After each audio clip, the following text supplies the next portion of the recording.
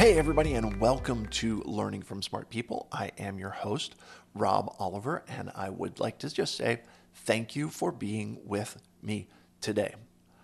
And as much as I say that, I'm going to tell you that you're going to learn something today, and I am absolutely certain of this. My guest today is Barbie Wharton. She is a charismatic and experienced entrepreneur, speaker, writer, and podcast guest, and she shines when helping others feel they are important in their own way. Barbie, welcome to the podcast. Hey, Rob. So nice to see you today. Well, I can see you. I know your listeners can't, but I like to see your smiling face. Thank you so much for having me on your podcast today. No problem. Listen, it's my privilege. Let's just kind of jump into this. Tell me a little bit about your backstory, kind of what brought you to where you are today. Well, that is a great question, isn't it? Well, I'll just take you from the beginning. I grew up in a suburb of Vancouver and, went to high school, did my thing, went to business school, always knew that I would be a business girl. That was my goal in life, and did that. Went and was a sales manager, operations manager, got my feet wet in the business world, got married, had kids, and now I'm here. I've been married now for the second time. I went through COVID as we all did. I'm shifting, got some new experiences that I can't wait to tell you about, and looking at the world with brand new eyes right now, and I'm really excited about it. You know, it's so interesting again to hear you say that, through the COVID experience, you're looking at the world through new eyes. Talk to me about what you mean by that, because I think that's such an amazing perspective to have. Well, so where I was kind of when we got hit by COVID,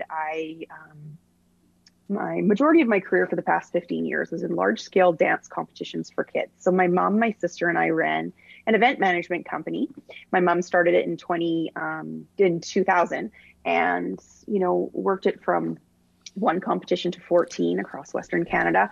My sister and I danced our whole lives. A lot of our childhood and our life was wrapped up in that community, which is super supportive and has had a big part of making me the person I am today. And COVID hit, and being in large scale events, particularly for children, is not necessarily the best industry to be in once you get hit by a pandemic.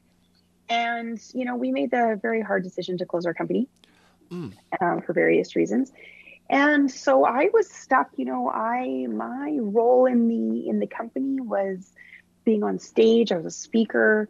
I was very privileged to be able to be involved in the lives of thousands of dancers. And so I really was, as many of us were, I was having a major identity crisis. My career was over. I felt like my life was over. I had no identity. I didn't know, I was Barbie from Peak. That's who I was. I'm 40, and I definitely didn't think that would be happening. And I definitely didn't think it would be something that was taken away from me. It wasn't my choice. That's something as an entrepreneur, it's very hard for us. I mean, we go through that a lot. We all do as entrepreneurs. But the pandemic for all of us was a really big slap in the face.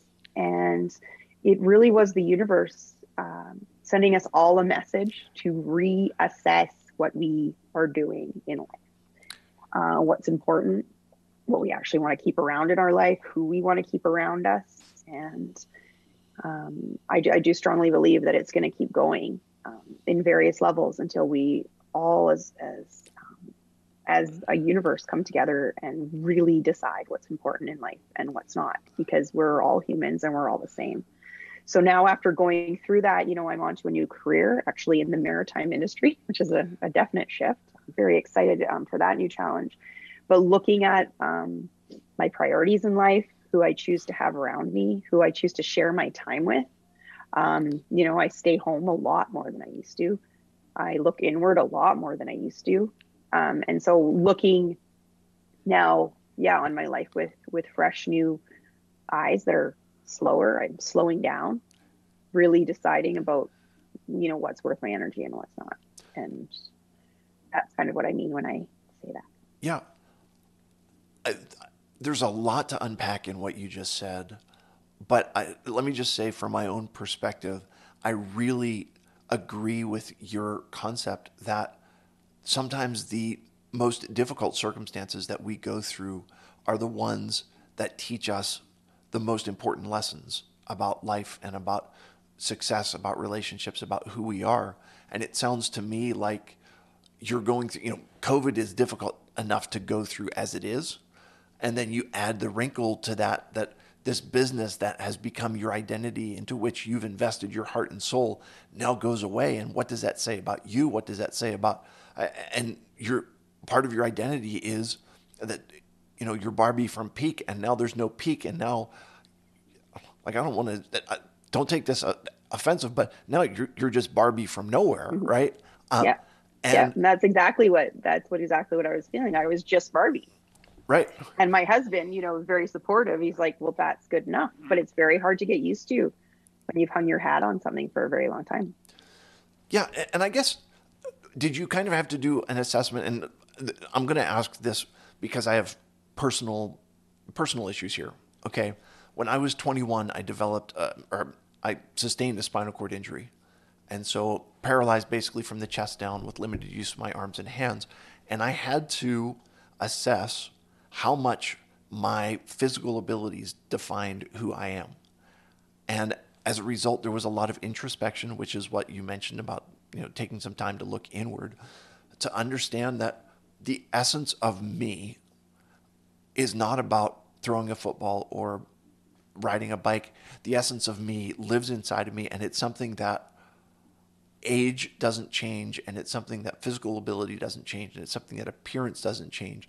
I, the essence of me is is internal. Is that, did you have a self conversation like that, or did you have an experience like that, or does that relate to you at all?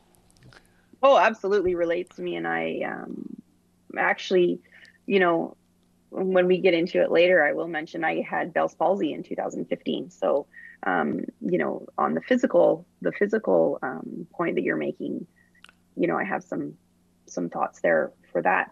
For me with COVID, I don't really know if there was kind of a point where that was kind of realized, because I was very, depressed for quite a while. I have problems with mental health anyways. Very hard for me. I'm a person that's up and out and doing all the things, and the gym wasn't even open, and I didn't know what to do with myself.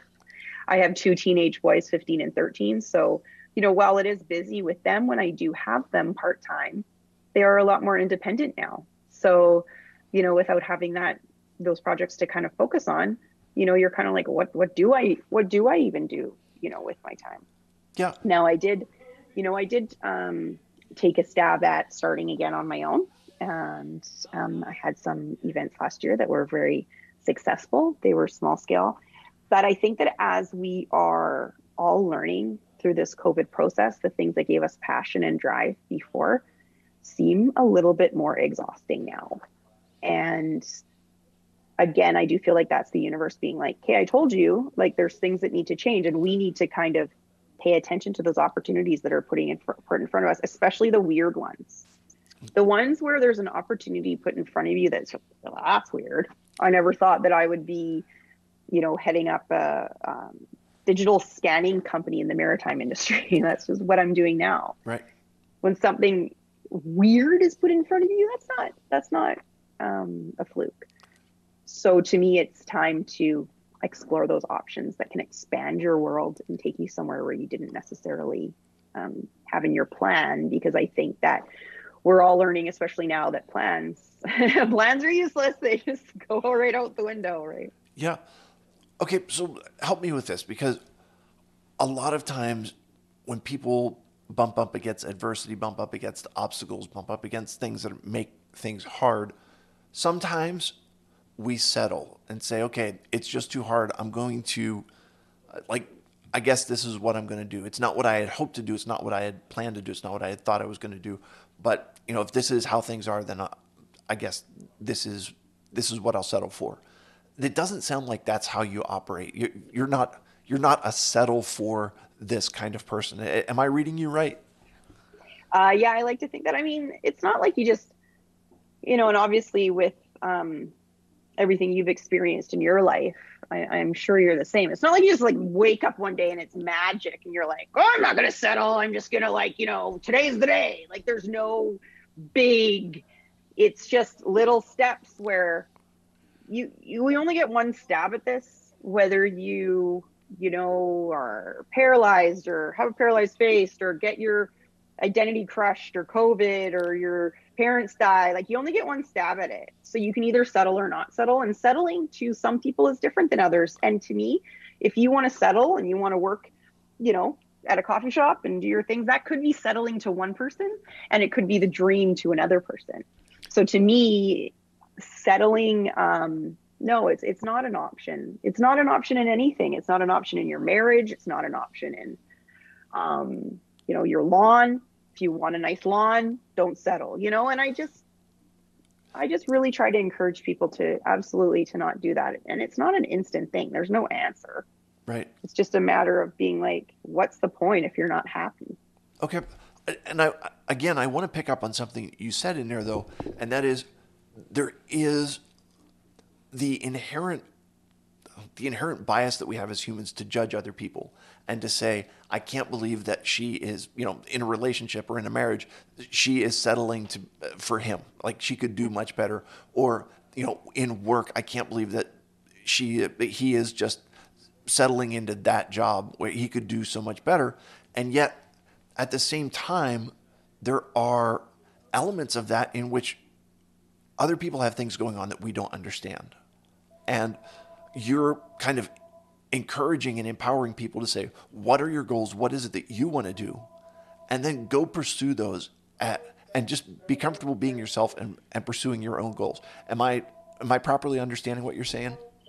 Yeah, I would say so, for sure. I mean, being an entrepreneur, I encourage people to, if you have to get a job at McDonald's to pay your bills while you're working on your side career, I mean, that would be an example of what you're saying.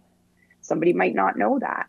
Right. And settling and giving in a relationship or a job or your life is just about you. And it is really like looking inside, and it doesn't matter what anybody else thinks. I mean, I'm horrible at worrying about what other people think. I'm an inherent people pleaser. Like it's just, I struggle with that. But there's no point. Like even if you're on a podcast and you're like, hey, that person's not settling. She's a Supreme Court judge. She's awesome. She's killing it at life. But you would rather open a coffee shop on the island and go surfing. You're settling being a Supreme Court judge. And, like I said, money and success and whatever you thought that you're going to do now during this pandemic and this time is the time that people are really being like, well, is that actually what I really wanted to do? Or was I just in this momentum of planning and that's just what I do every day to avoid discomfort or to avoid maybe stepping up or giving it a try for fear of failure? I started the events last year and I just, nope, not doing it. That doesn't mean that I failed. I tried. A lot of people wouldn't have tried. I didn't settle. And now, moving on to the next. So. Yeah. And again, one of the things that you mentioned in there is about trying to be aware of what other people think. And sometimes I think that we work to live up to other people's expectations. And I don't want to go way over the edge with this, but sometimes we are not true to who we really are because we're putting on a face of trying to look like what we think other people think we should do, or trying to be who other people think we should be, instead of becoming who we in essence truly are. Does that resonate with you at all? Absolutely. And I do blog and speak about that quite a bit when I talk about Bell's palsy. When I, had young kids and I was, the mom and the wife and having the perfect parties and the perfect baby showers and, outwardly looked like I had a perfect life. That is exactly what I talk about. You have expectations of what we think other people want from us. And I'm telling you for free, they don't even know. They don't even know what they're doing. So what I work with myself a lot is, how do you even know what they expect from you? So why do you even care? So what I did is I made myself into this perfect person and had no voice. I didn't even know what I wanted. I didn't even know, we read all these quotes and memes on Pinterest about finding yourself and being your true self. Well, you got to do the work to even find out what that is before you even start, you know, deciding what that is. And I mean, I'm not an expert at that at all. What I try to do is just propel forward. And if something feels icky, I just don't do it. Right. I mean, honestly, that's the magic sauce for me. If it doesn't feel good, feels off, or feels like someone's taking advantage of you, or taking you for granted, it's just don't do it. It's move on. It's not that. I mean, that's basically the lesson after I turned 40. Yeah. And a very powerful lesson it is that there's a difference between doing something that takes a lot of effort and takes a lot of discipline. Okay. So for me, I have been, for the last 5 years, been very careful with what I eat. Okay. And it takes discipline and it's not easy. It's hard to do, but it, there's a difference between hard to do and that icky concept, Mm-hmm. right? Yeah. Can you talk a little bit about that, as far as the difference between what you're saying about things that don't feel right and things that just are difficult? Yeah. And I mean, you hit the nail on the head. I, um, you know, a few years ago, I did CrossFit every morning at 6. Very proud of myself. I never, I was a dancer. I never really, knew some people and they kind of got me into it. And I never was the power, stereotypical, but it was a great community and I loved it. Um, Hard, very, very hard to get up at 6 and go and do it every day, but the rewards were worth it. So I think how you definitely describe it. I mean, eating right for sure. I mean, that one is is definitely something I know. Like I struggle with that every day. You know, I know I'm going to feel a lot better in the morning if I don't drink this wine, but at the time, sometimes the wine wins. Quite often. But I'm the same as you. At a certain point with our bodies, you only get one. So if you're not going to take care of it, you're just going to pay. It's not like it's a question of whether it's going to happen or not, right? Sure. So that's an exact. But that's why I use that word icky. I use it with my like ugh, like that's the kind of feeling, instead of that hard like, ugh, God, I don't want to do that, is different than ugh. Yeah. And so that's the very scientific term I would use to answer that question. Okay. Yeah. So in the scientific lexicon of the Learning from Smart People podcast, duly noted, icky. If it's Yeah, icky, don't do it. it's a smart word. Yeah. Absolutely. So what you're talking about in some ways, though, is from a bigger picture. You are, I mean, eating the right thing is taking care of yourself physically, but from an emotional and mental perspective, avoiding those icky things is a way of taking care of yourself on that level as well. Can you talk a little bit about, you know, taking care of yourself from more than just the physical perspective? So self care is something that I speak about quite a bit, in my Bell's palsy efforts. And you know, I'd say about 15 years ago, I started seeing a spiritual coach. And any of us have gone through therapy and all, la, la, la, la. The first thing, what do you do for self care? Well, I don't know. I go for a pedicure once in a while. Like I didn't even know what self care was. Mm. Never mind what I did for it to even entertain the idea. Self care to me now has become using my voice, standing up for myself. I never did that. I never really like, I didn't even really entertain my opinion because I just thought, okay, well, I'm on the team, or that's going to make that person happy or whatever. Self care is honoring yourself. It's not about making other people happy. It's about making you feel fulfilled. It's making you feel good when you wake up in the morning and look in the mirror. And to everybody else, that's different. If getting a pedicure once a month has been something that you've always promised yourself you're going to do. Once you have that extra cash in the bank, that is self-care for somebody because it makes you feel fulfilled. Getting your toes painted and looking nice just for the excuse of saying you're taking care of yourself isn't self-care. So self-care is something that's not the same for everybody. It's a very loaded question that I ask a lot when I do my interviews for my Bell's palsy interviews, because people don't know what it is.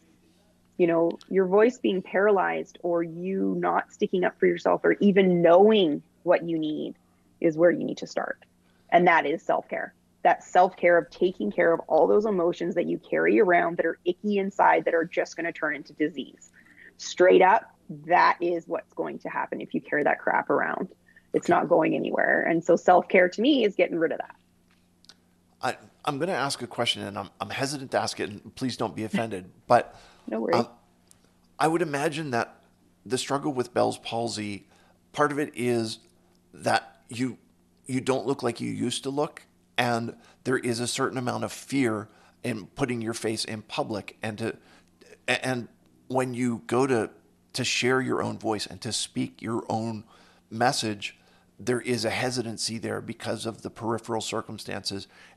I hope that I haven't, crossed a line there, but is that something that resonates with you? And can you talk about how you deal with that?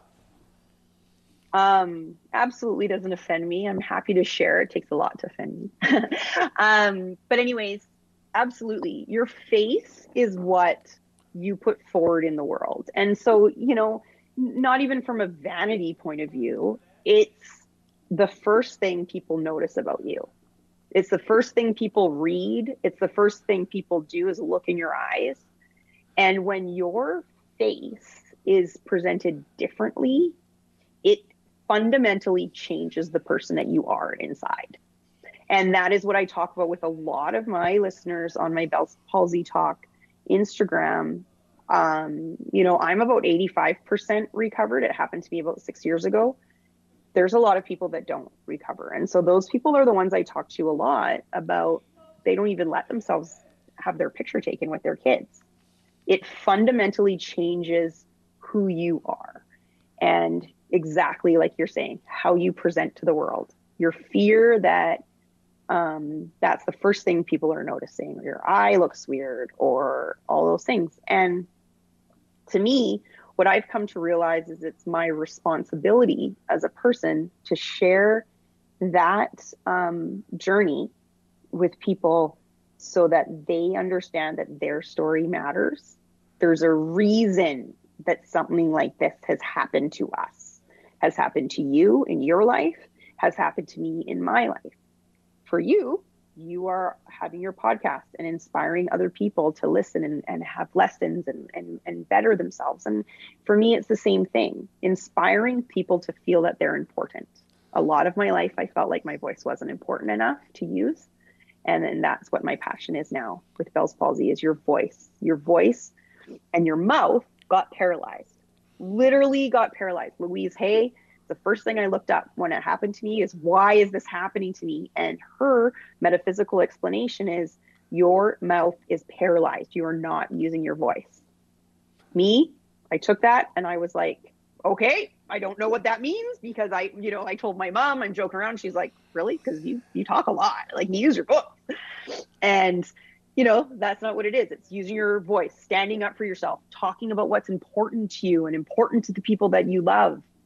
And, that's what I've taken that message to flip that around from a physical appearance to really trying to get that message across to my listeners, is there's a reason, and we have a responsibility to encourage people to use their voices.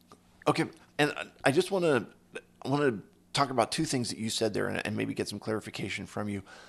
I'm assuming, I come from a faith background, and sometimes in faith, people will say there's a reason why something happened to you. Like you did something to upset God or the universe or whatever it is, and what happened to you is the result of that. And I don't think that that's what you're saying when it says that there's a reason. what has happened to you gives you an opportunity to do something unique because of what you've gone through. I think Absolutely. Yeah, that's what you're talking about with the reason. The other thing is, absolutely. I think I need you to help me understand this. You said that having Bell's palsy fundamentally changes who you are, and I'm gonna let me give you my take on it, and then hopefully we can figure out how to get our thoughts together on this.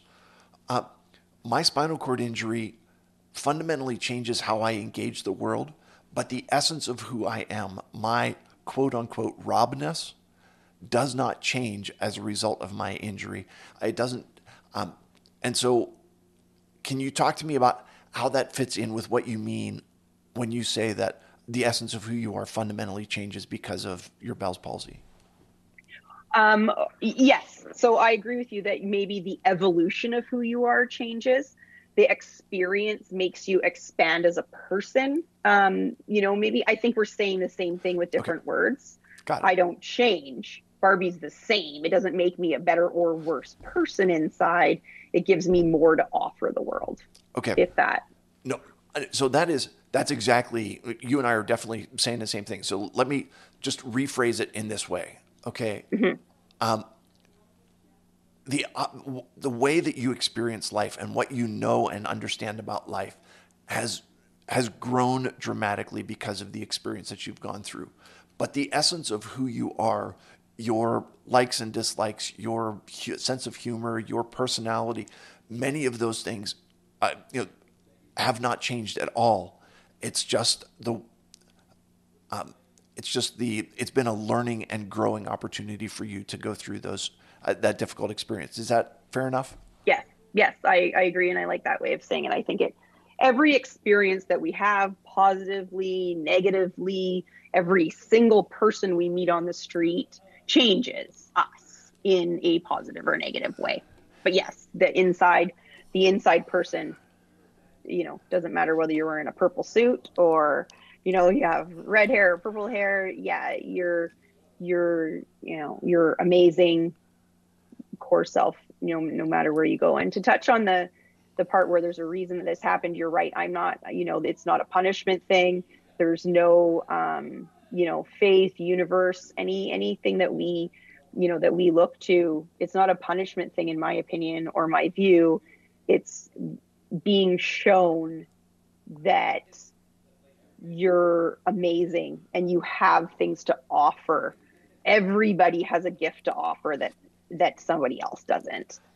And these hard lessons that are put in front of us are a chance to say, hey, I'm going to try to figure out what that is. Because quite often, 99% of the time, the lesson doesn't just drop in your lap. Sure. You wake up with a paralyzed face and you're like, okay, well, obviously I didn't wake up and be like, oh, yay.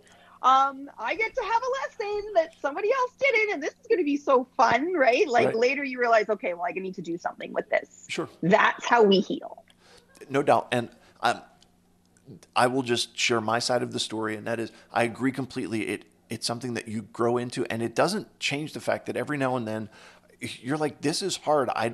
Oh, I'm dealing with a situation that most people don't deal with, and not being able to get myself out of bed in the morning and having to rely on other people.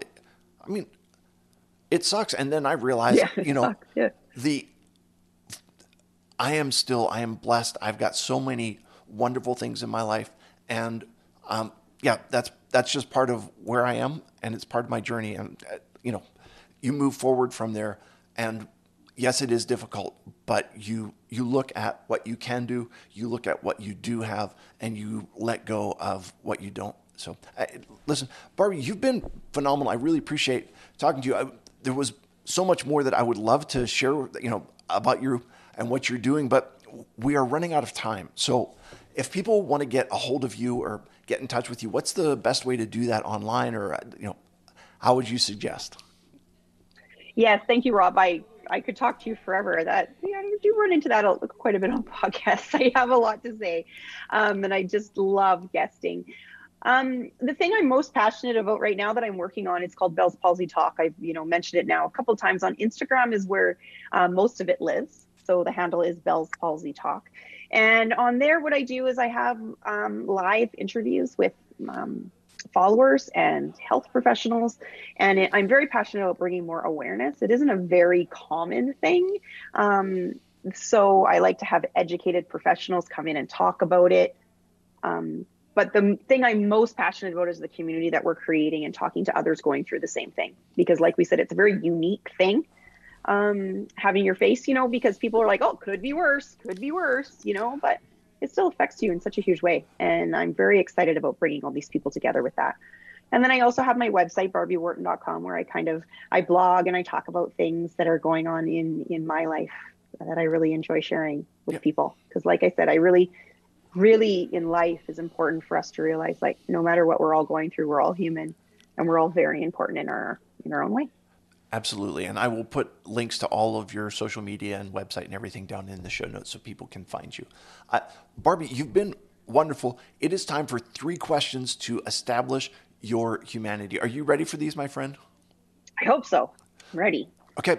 So what song will get you either out on the dance floor or get you to sing karaoke when you are out and about? Oh my gosh. I'm the worst with remembering names of songs, but when we were at weddings, when I was younger, we would go to so many weddings and get us up on the floor doing a line dance to Boot, Scoot, and Boogie. You could definitely count on that. No problem. What hobbies do you have? What do you enjoy doing when you're not working? Oh my gosh. See, working is, again, like I mentioned, the counselors will always say that, what's your hobbies? And I love working. I love making websites. I enjoy being on Pinterest. I recently, this summer, took up golf. We moved to a golf course, so I figured I'd better take that up. So I'm really enjoying that. And I like to garden a little bit, make my plants outside. Sure. I have ADD, so I like to plant the planters, and they take a couple weeks. But a vegetable garden would be too much of a commitment for me. Nice. All right, you're in Vancouver, BC. And so if I was coming to visit, where would you take me to say this is a classic Vancouver restaurant where you can get, like, this is the place that says Vancouver to you as far as eating? Oh, my favorite it's called Joe Forte's. It's downtown, right on Rodson Street. It's been there for a million years. It's not a chain. Everything you eat there is fantastic. The people are fantastic. Everything's fantastic. When you go in there, you're like, this is a successful establishment. There's only one, and it is the best. And if you do come, make sure you try the crab cake. So the crab, I was going to ask, what is Barbie's recommendation? And duly noted, crab cakes at Joe Forte's in Vancouver, BC. Yeah, and if you're ever up here, Rob, you make sure you hit me up and I'll take you there. Wonderful. Invitation absolutely noted. Barbie, thank you so much for being with me today. You have shared so much of yourself. You have been open and vulnerable, and I really appreciate that. I feel like I have definitely learned from you. You are indeed a smart person. To all my listeners, thank you for being with me today. At whatever format you're listening to this on, whether you're on iTunes, Spotify, or you're on YouTube, wherever you are, I would appreciate if you would subscribe and leave us a review. It would be most appreciated. In the meantime, I will remind you that when you stop learning, you stop living. Have a great day, everybody.